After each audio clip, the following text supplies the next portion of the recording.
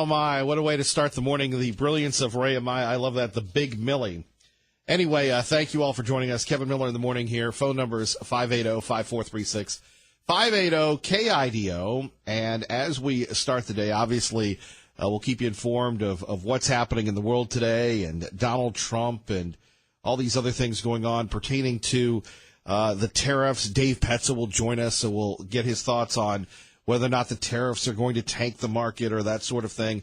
Looking forward to that. Also taking your phone calls at 580-5436, 580-KIDO. The Oscars were running wild last night, and I believe it's just become a tune-out for folks when we're taking a look at the Oscars and, the Academy Awards. At one time, it used to be a big deal, but does anybody really watch them, right?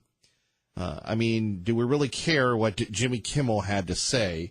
And it's always, bashing the conservatives, bashing the Republicans. And I think America, in Trump's America, we're getting tired of it, right? I think so. But we start with a local story, and here we have the Counter Restaurant, which is at the Village in Meridian, a very nice place. Owned by some great people. We've had a chance to talk to them occasionally and have them on and back and forth, and they're great folks. And so here you have Maggie O'Mara telling us about this story that goes down at the Counter, where we have a guy who's apparently in his 60s and telling the young lady that the women's bathroom doesn't work and it's okay to go into the men's bathroom, and he'll watch out for her, and he goes, hey, just kind of, it seemed very, very strange. You know what I'm saying? Just very, very strange indeed. And this is happening in our community throughout the area. So something to think about as we move along to start this day. We are waiting for Dan Stein.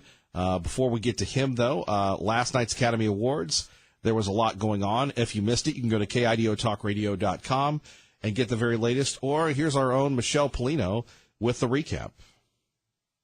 The night started a little slow for Jimmy Kimmel with a monologue that focused more on Hollywood's ongoing gender and diversity problem than its ongoing battles with the president, saying this year will be remembered as the year men screwed up so badly, women started dating fish.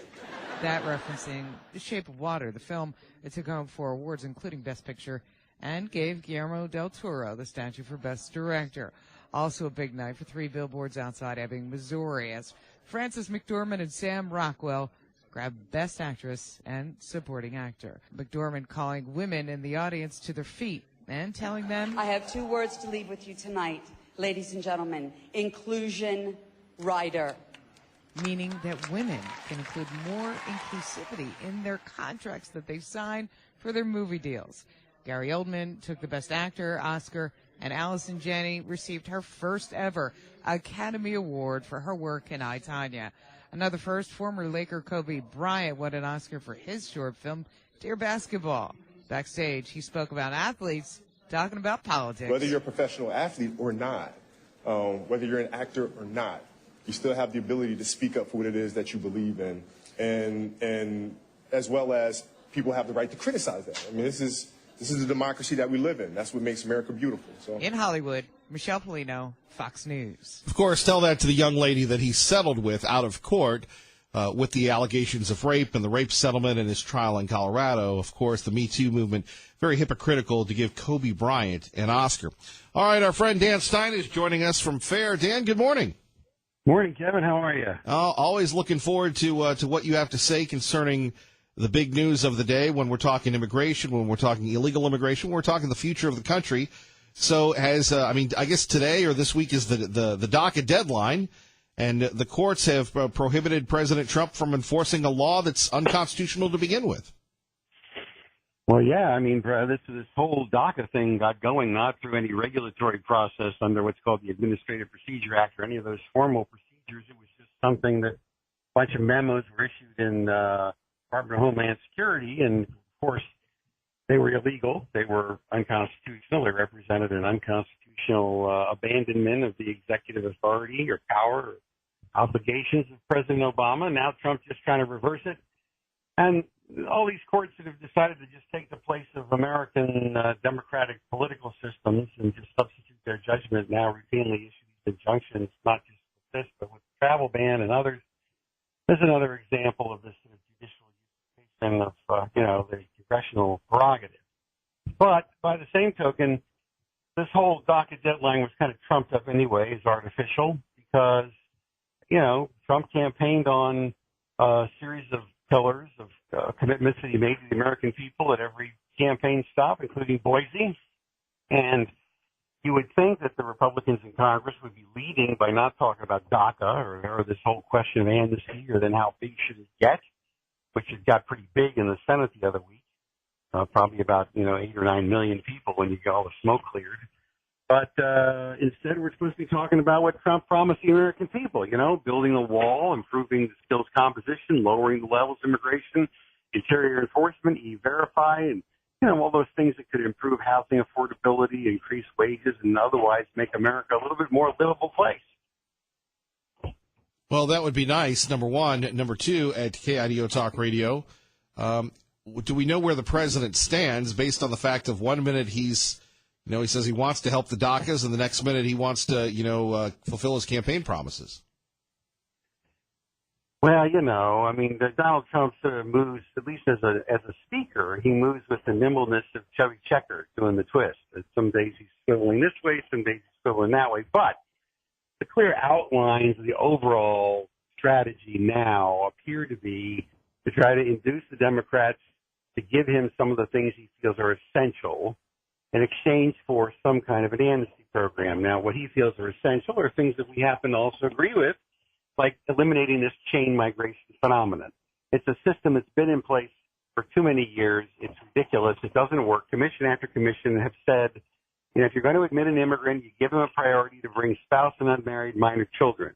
But after that, forget it, okay? The only way you can maintain numerical control is if you essentially limit the ability of each immigrant to bring in only an immediate family member, minor children, spouses only.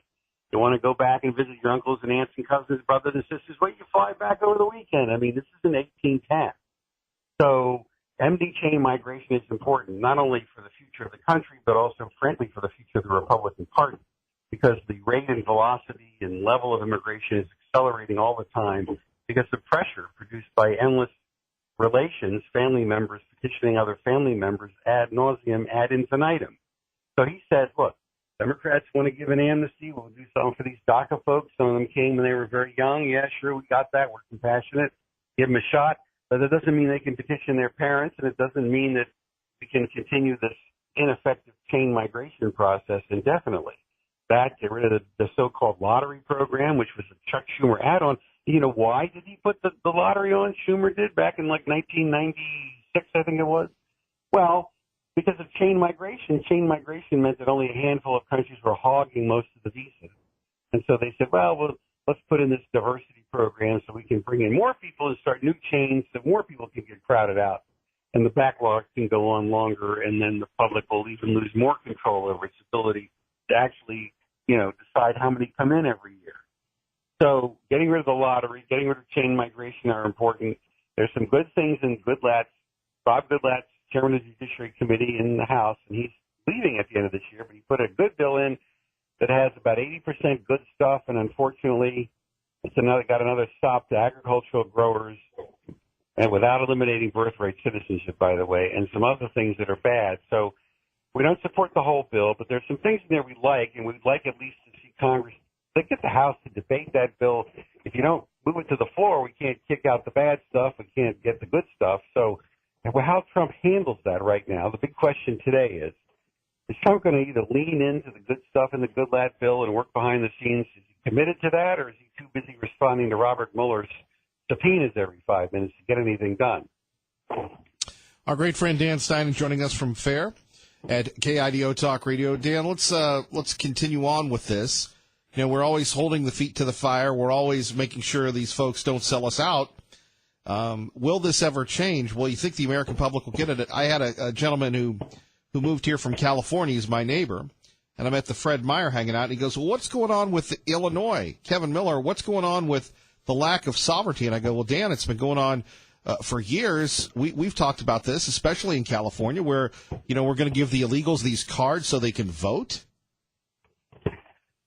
Well, all you have to do is look at how California has politically flipped from where it was in the early 1990s. See that, immigration has a huge bearing on the political outlook of a state. I mean, clearly the Democrats have consolidated a one-party government in California, and now it's taking rather extremist tones. There's an overt hostility in California to U.S. border control, to interior enforcement, to any form of deportation proceedings. And, this is California apparently wants to run its own immigration program, which, of course, violates the Constitution and means that the next step would be secession. And they get tremendous benefits from obviously being part of the union, of national defense, federal taxes that are paid back to California. And yet, we haven't seen this kind of nullification of federal law since before the Civil War. And you know where that led. So this balkanization of the Democratic Party in these high-density urban areas, which are frankly packed with foreign-born people, and then the very wealthy elites who are totally able to detach themselves from what's going on. And in the end, there's a problem in the Republican Party, too, because the agricultural lobby, the major financial wing, there's this built-in bias that said unless we sustain immigration for long-term cheap labor interests, if we ever allow wages to rise, the good times in the market and the globalization that brought about such fabulous wealth for such a handful of people will come to an end. These interests exert enormous influence over the political system. The only way the American people can retake control of sovereignty, bring immigration levels down, and ensure the rule of law is by banding together, sticking together, working as one in favor of strong immigration controls and strong immigration limits and strong borders. And that's why being part of FAIR and being part of Feet to the Fire, your show, your interests, your listeners are so important in countering these special interests. Well, and that's why we love you, Dan. We love what you do. It's just amazing when we talk about the sanctuary cities and people thumbing their nose at the federal government. And maybe it was the 8 years of Obama where pretty much you could do whatever you want. But the idea of these mayors, or what happened in Oakland where you had the mayor tipping off the criminal illegals, not to be confused with the regular illegals, that ICE was coming to get them. Well, regular illegals are still violating the law, Kevin. I mean, but if you go, people say, well, the sanctuary movement is new. Let's take a look at the sanctuary movement. A guy named Jim Corbett from the Riverside Church in Tucson, Arizona, started that whole thing in 1985. It was supposed to be a protest against, the U.S.-backed regime, and at that point in El Salvador, as against the Marxist rebels. And of course, he was part of a movement that wanted to allow people to come in illegally, quote, as refugees, although they weren't technically qualified, as refugees from El Salvador during that period. Well, Jim Corbett was a nice guy, and he obviously was well-intended, but the sanctuary movement basically resulted in what? MS-13 in this country. Today we have this massive criminal gang problem. All over, 46 states now have MS-13 brutal gangs, brutal operatives, all got its start with the sanctuary movement back in the mid-1980s. And now here we are today listening to the same nonsense by people who claim to be well-intended, who, they talk about the law of unintended consequences. Apparently, they just don't seem to care what happens to these communities that they're so interested in protecting. Dan Stein joining us from FAIR. Kevin Miller in the morning here at KIDO Talk Radio. Dan, where do we go from here? What's the plan for the week? Well, there's no question we have to hold Trump's feet to the fire here. And in the end, this DACA March deadline expired without any fanfare because it was artificial to begin with. The Trump administration is going to continue litigating the injunction. I assume this will be there for quite some time. And Trump should put aside DACA, and we should all work together to try to go back to Trump's original campaign promises, get those things done in the most effective way possible by putting the most pressure right now on the House. So Paul Ryan needs to hear from you. Put a lot of pressure on Paul Ryan, your member of Congress, of course, Steve King, somebody who's working very hard, and Bob Goodlatte and others in the House. So let your member of the House, congressperson in the House, know that you want to see Trump's promises, the campaign promises, not the amnesty, the campaign promises, build the wall, E-Verify, interior enforcement, end the sanctuary movement, end chain migration, and chain the lottery. All these are on our website. You know, we have great tools to help you write those letters, send those emails. You need to make your voices heard right now. And, Dan, that website for folks listening at KIDO Talk Radio? www.fairus.org. That's fairus.org. Dan, you take care. Good to hear from you. Thanks, Kevin. Take care. All right, our great friend Dan Stein joining us from FAIR. Coming up next, the Oscars and the press tackle the guns. We'll get your thoughts next with Kevin Miller on KIDO Talk Radio. So, you know, the Oscars, remember that movie, The Mean Girls? I think that's what we should call the Oscars, really, the Mean Girls. And, you know, the big mean girl himself, Jimmy Kimmel, last night, going toe-to-toe about, the conservatives and everything else. But look, America is not down with these folks. Donald Trump's election proves it, but just to wake you up in the morning, if you're lying in the bed, I don't know how many husbands and wives say, Kevin, we're in the bed with you. Some of us, Ray and I and myself, were in the shower with you as well. But as I know, sometimes it can be tough to wake up after a long weekend. Let's listen to Jimmy Kimmel. The actor who is nominated for the first time is Timothée Chalamet. It looks very dashing tonight. Wow, look at that tux. Are you having fun, Timothy? This is a big deal. Timothy is missing Paw Patrol to be here tonight. Don't worry, Ryder and his team of pups saved the day. So, Timothy is the star of a small but powerful story called Call Me By Your Name, which did not make a lot of money. In fact, of the 9 Best Picture nominees, only 2 of them made more than $100 million. But that's not the point. We don't make films like Call Me By Your Name for money. We make them to upset Mike Pence. You see, and again, that's humorous and that's fun, and that's the elitism that permeates to upset Mike Pence. See, the movie is about an older man's relationship with a teenage boy. Right. As if we need movies about that, right? Thankfully, we all missed the Oscars last night. It is 6:26 KIDO Talk Radio time. Traffic and we continue on. Thankfully, we can report that we still have weapons in America. We still have the Second Amendment. Never mind the pandering and the whining going on Meet the Press. We'll talk a little bit about that. But I do want to get your thoughts at 580-5436, 580-KIDO on this issue remaining about these stores deciding, well, we're not going to sell firearms or weapons until their kids are 21. And now you have, Dick's Sporting Goods, Walmart, a few others. I believe Fred Meyer is doing this. Now, is this really necessary? And I mean, how many weapons compared to gun stores like Independence Indoor Shooting, a proud sponsor of KIDO Talk Radio, do these places actually sell? I mean, really, is anybody going to Walmart or any of these places, Dick's Sporting Goods, to buy weapons? But they're hailed as taking down the bad guys. How dare you, gun owners, want to buy a firearm at 18? Never mind, an 18-year-old might need to protect himself. Never mind, an 18-year-old might want to make sure that, they're safe at night. Of course, we don't trust people that are 18, except when it comes to, signing up to protect ourselves. In other words, joining the military. Then we trust people that are 18. And I love how people are hailing this as a move to stop gun violence. You want to stop gun violence. You want to stop the murders and the killings. Take a look at what's going on in Chicago, right? I mean, sadly, the truth hurts, but really, Chicago's the place where people are getting murdered. Look at what's going on in all these other big cities as well. And they're going to come after guns in Idaho? It really doesn't make sense. We'll get into that next. Kevin Miller, KIDO Talk Radio. Good morning, Maggie. Good. All right. Appreciate you, Sean Hannity. Remember, Dave Ramsey, Glenn Beck, and our great friend Lars Larson, which we'll hear from later on today. Every Monday is a Lars Larson Monday.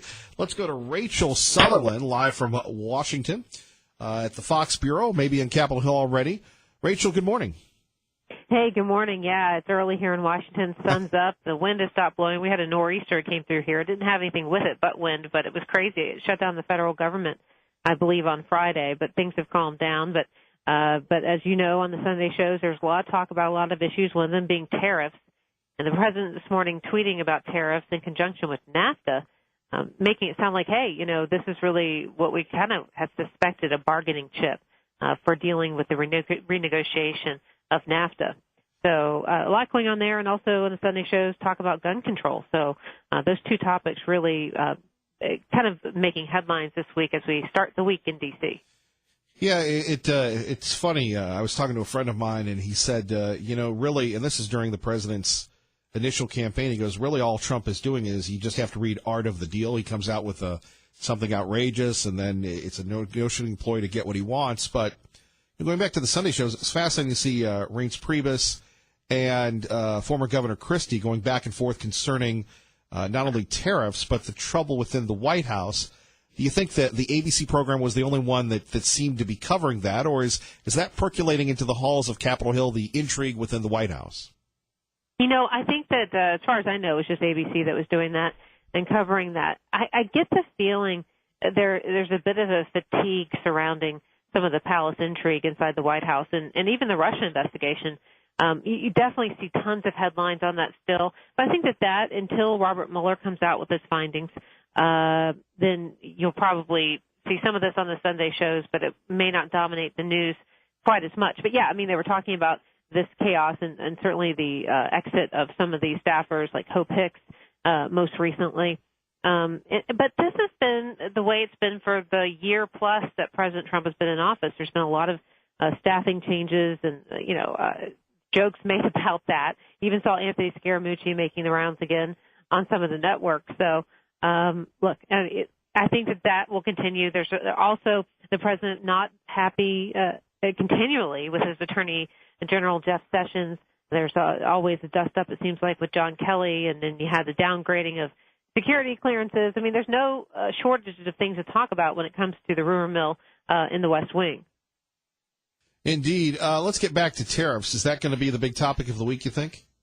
Yeah, I think so, because the president was set to announce these tariffs, 25% on steel, 10% on aluminum, and Canada no exception. So that was already when we heard yesterday on the Sunday shows that Canada would be no exception. You already started wondering about NAFTA. And then the president this morning really leaving no doubt, going on Twitter and saying that NAFTA has just been a bad deal for the United States. He not only wants a renegotiated deal, but he says he wants Canada to treat our farmers better.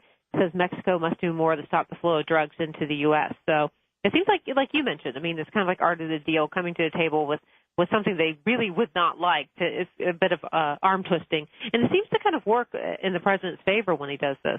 Indeed. Well, Rachel, will you miss Hope Hicks? Were you one of those folks that ever had a chance to talk to her? Actually, I travel a lot during 2016 campaign. It always seems like when I would come to an event when it had to deal with President Trump, I'd be asking around, saying, what do I do? I need to get in or whatever. And they say, well, you need to talk to Hope Hicks. And so I looked for her. I never did shake her hand, but she was a pretty powerful person. Even then, her name was floating around as somebody I should get to know, but in the chaos, I never did get to know. Amazing. Rachel, we thank you, ma'am.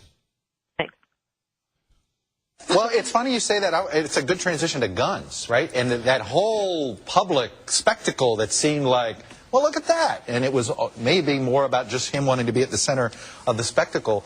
But I am curious here. It does look like we're about to complete the cycle of a gun. There's a massive tragedy. People wringing their hands, we've got to do something, and then the paralysis sets in.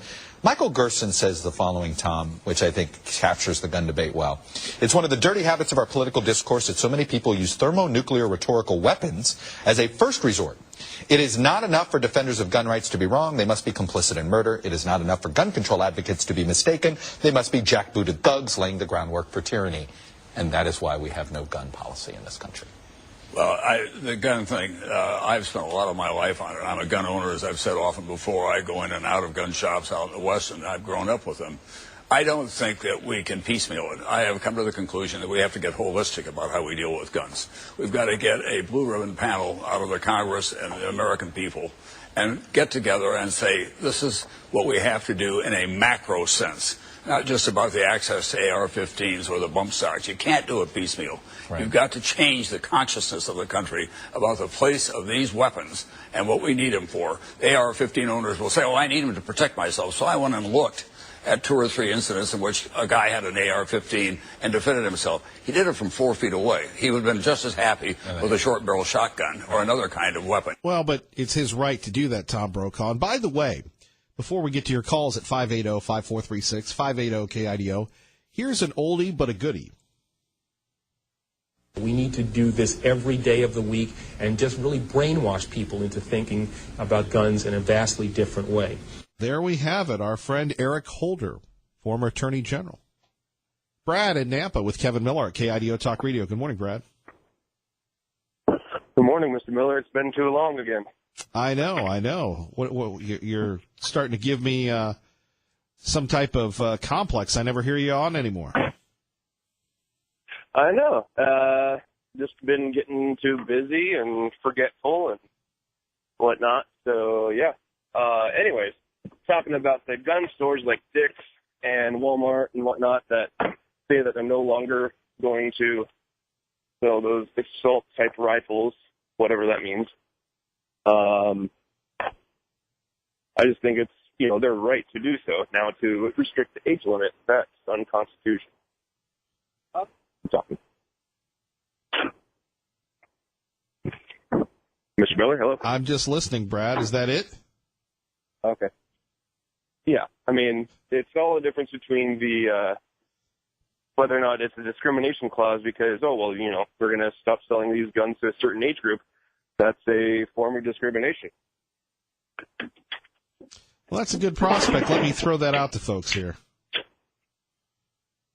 And as for everything else, I'm going to be getting things taken care of so I can be a firearm owner, and that way I have a pony in this race. Sorry. Well, we know a place where you can get a good deal on firearms. Brad, take care. You too. All right, let's go to Cindy in Caldwell at KIDO Talk Radio. Good morning, Cindy. Hey, good morning, Kevin. It's nice to talk to you again. Had to really spend a lot of time figuring out in this very sin-sick world. They can't even get Dr. Graham. Dr. Graham was an evangelist. He really wasn't our American pastor, and really took a week off to figure out. I felt like Elijah up on Mount Carmel saying, world, how long are you going to vacillate between two opinions serving your temporal self? I am sickened by several comments this morning. I'm just going to tell you, the left, I once had a termite deal going on, and when I sold a house in Connecticut, didn't know it was there, and I couldn't even look at it. I had to get somebody to clean up. I didn't know termites build nests. How anybody could even put their eyes on those Oscars, how anybody could not think that that is the most diabolically degenerate, disrespectful. They don't even know the word that they need to be respecting. And like your gentleman you just put on who's running, he said he had a biblical worldview. Well, guess what? So do I. I don't add books to the Bible. I know exactly what Billy Graham was saying, how to get to heaven. And really, it's the conscience of this nation. It's their heart that has to be changed. You can say such disrespectful things now about our vice president. The devil is just running through everything. He's the author of confusion. What they have done to our president is really very, very demonically driven. And I know I had a wonderful talk with Mr. Snyder. People that do have biblical worldviews, when you can see past the temporal to the eternal, when you can see exactly what's happening, you then figure out, well, what's the thing I can go for? And this morning, I'm going for putting pressure, which your person from FAIR was talking about, literally on our house this morning with that macabre, just in the paper, the way it was put, 563 bill. You had the gentleman on Friday speaking from Idaho Chooses Life. If we can't get life right and in some convoluted way pump $29 million more into, it's not Planned Parenthood. Are you going to support Congress people in the House? Would you go be putting money into buying, paper towels for Auschwitz or Buchenwald? You know what's going on under there. The math doesn't fit. I've just been on the phone all weekend with various people in various districts to call their House people. You talk about the schools. Unless the Lord builds the house, you labor in vain. You threw God out of all, and you've thrown God out of the government. So I'm going for life issues. So that bill is coming up today, number 563, $29 billion. You can't go over and get your personal care products. The rationale behind that is so Margaret Sanger to prevent more children from being born. If you want to take the responsibility and go do that, I mean, I'm not even saying from a Catholic worldview. I'll call the governor's office that they don't purport using birth control pills per se. You know, you slam dunk Holly Hobby. They just didn't want the birth control pill that killed the baby. They said they'd pay for other ones. So my deal today is hoping people are up and awake. I've got several other people supporting, calling their Congress people on that bill. And it sickens me that Dr. Wood, Christy Perry, and those other ones would come alongside that. And you know what, Kevin? You had Michael Snyder on, and I've met him and looked him in the eye. He also has a biblical worldview. And what he said was this, and I believe him: I will never, ever, ever, ever, ever sign any kind of a bill when they put smoke and mirrors in it and someone is out there supporting an agency. The night is far spent. Go look at an ultrasound. Babies have fingerprints at 10 weeks. A place that will murder, not kill, murder children. So have at that, and that's what I'm off to. I really needed to just kind of sit back and think about Dr. Graham, who I just love. He was an evangelist, told the basic message of the gospel. You need to repent. You need to turn to Jesus if you want to go to heaven or hell. The end of that message, do with it what you want, but that was what an evangelist does. He tells what is a biblical worldview to heaven. So bless you really good, Heaven. You had great diversity of topics on this morning, and I just will pray for the soul of those people. There's nothing more to do with them. You can't reason with them. So I'm off to see if I can get some more calls in when the House gets up there and going. All right, Cindy, thank you. You have a great day now. Bye-bye. Bye-bye. 580-5436, 580-KIDO. Quickly to Steve in Mesa. Steve, good morning. Hey, how you doing, Kevin? I'm living the dream, and you? I'm just driving home like normal. I'm with you. Well, we're with you every step of the way. Yeah. I just wanted to say something about that bumper / soundbite that you played from Tom Brokaw, just a second ago. In it, he was telling people that, AR-15s are more that if they were to defend themselves, he would rather have a short-barrel shotgun over an AR-15. But he's misleading the public when he says that, because short-barreled shotguns and short-barreled rifles are illegal under the National Firearms Act of 1934 unless you have a federal firearms license and pay a tax. Well, that's a great point, but who is Tom Brokaw to say anything? I mean, I didn't know he was our daddy. Yeah, but how many on the left are going to listen to him and say, oh, let's just go get a short-barrel shotgun? Well, they'll get a call from the ATF if they do that. Well, they'll probably end up sawing it off is what they'll do. But, what people don't realize is that a shotgun under 28 inches is illegal. Just like rifles under 26 inches are illegal. Yeah. And I kind of think that's a ploy to get people to break the law to take the firearms. Well, Steve, that's a great point. Thank you for the call. You're welcome. You have a good day. All right, you as well. Quickly to Philip in Caldwell at KIDO Talk Radio. Good morning, Philip. Morning, Kevin. I appreciate the chance to be on. I always appreciate the podium you put up for the community and allowing us to come on. This is an extremely important topic to me, but I wanted to just touch on one thing. The conversation at hand lately with raising the age limit on, adults that are able to get certain firearms or any firearms is completely, to me, a moot point until you start discussing raising the age limit that you're going to try and convict people as an adult. That, to me, is the core of this whole debate is if somebody is going to be tried as an adult when they are defending themselves in a life-threatening situation, then they should have all of the rights, barring any legal issues in their history, that any other adult would have to defend themselves and legally be tried with. That's the base of it to me. If we're going to say that an 18-year-old is an adult and try them as an adult, then they should have every privilege that every other adult has to defend themselves. I agree. That's where I'm at with it. I agree. Let's end the hypocrisy. Philip, thank you for listening to KIDO Talk Radio. Yeah. Thank you. All right, much more coming up next. You're listening to Kevin Miller, KIDO Talk Radio. And we have some breaking news out of the Capitol. Before that, let's get to traffic and weather together. Breaking news on traffic at KIDO Talk Radio. Good morning, Dave. Chairman's secretary had told me last Friday afternoon that we would have a hearing for 444 and 1313 on Tuesday at 8 o'clock in the morning. Leanne's story is the exact prime example of why Stand Your Ground is so important for the citizens of Idaho.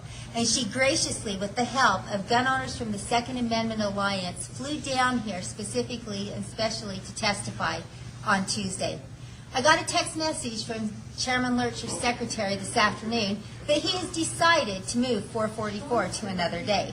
She didn't know when, but it has been moved. So we won't have the hearing on Tuesday morning.